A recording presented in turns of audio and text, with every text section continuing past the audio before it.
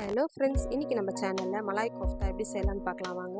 நான் 3 உருளைக்கிழங்கு வேக வச்சு எடுத்து வச்சுருக்கேன். அதில் மைதா, கார்ன்ஃப்ளவர், உப்பு, மிளகாய்த்தூள், கொத்தமல்லி இதெல்லாம் சேர்த்து நல்லா மிக்ஸ் பண்ணி வச்சுக்கோங்க.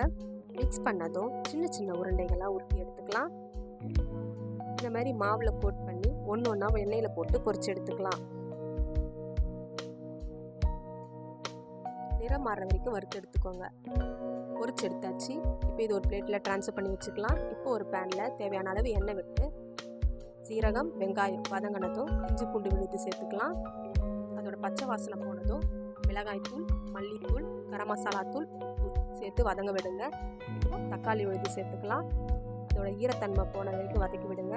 அடுத்ததாக தயிர் சேர்த்து நம்மளோட கிரேவி ரெடி ஆகிடுச்சு. இது ஒரு பவுலில் ட்ரான்ஸ்ஃபர் பண்ணிக்கலாம். இப்போ நம்ம வறுத்து வச்ச உருளைக்கிழங்கையும் அதில் சேர்த்து மலாயையும் சேர்த்து சூடாக சர்வ் பண்ணுங்கள். ட்ரை பண்ணி பாருங்கள் எப்படி இருக்குன்னு.